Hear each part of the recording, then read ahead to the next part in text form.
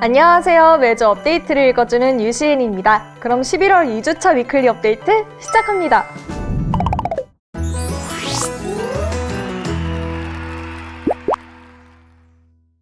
자유결투장에 배치되어 있던 테스트용 몬스터가 캐릭터 타입으로 변경되었습니다. 기존의 테스트용 몬스터는 PVP 콤보를 연습하는데 충분한 대상이 되지 못했는데요.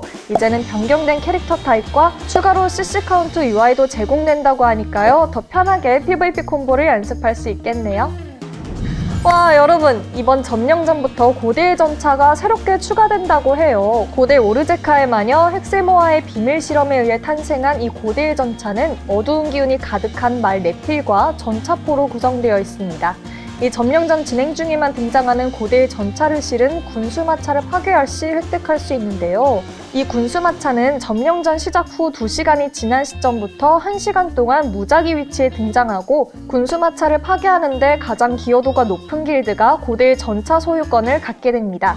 이를 이용하기 위해서는 2명이 필요한데요. 한 명은 전차를 이동시키고 다른 한 명은 전차포를 조정하며 적을 타격할 수 있습니다. 이 전차포 발사에 필요한 길드 고대의 전차포탄은 어디서 얻을 수 있는지 궁금해하실 텐데요. 얻는 방법은 바로 길드 시추기입니다. 길드 시추기에 변경된 시추 보상에서 얻을 수 있는 길드 붉은 마락의 결정을 녹아내린 철조각 15개, 화염의 가루 10개, 블랙스톤 가루 15개와 함께 공작해서 얻을 수 있습니다.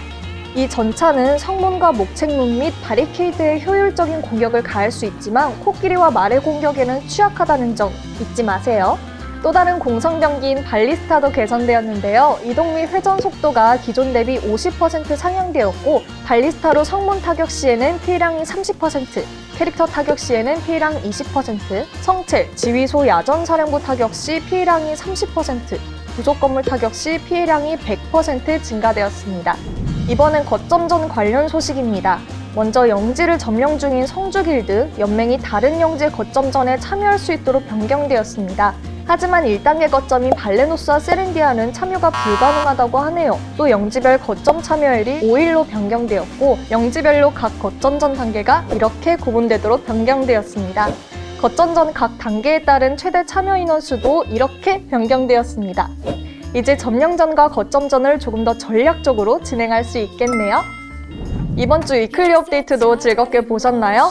그동안 화요일마다 매주 업데이트되는 정보들을 여러분들께 전달해드렸는데요. 이제 매주 여러분들을 찾아왔던 위클리 업데이트는 이번 주를 마지막으로 여러분들께 인사드리려고 합니다. 위클리 업데이트가 끝나는 게 아쉬운 분들도 계시겠지만 저희는 곧 모험가분들께 더 유용한 정보를 전달해드리는 새로운 콘텐츠로 돌아올 테니까요. 조금만 기다려주세요. 그럼 매주 누구보다 빠르게 모험가분들께 꿀 정보를 드렸던 검은 사막 위클리 업데이트 지금까지 시청해주셔서 감사합니다.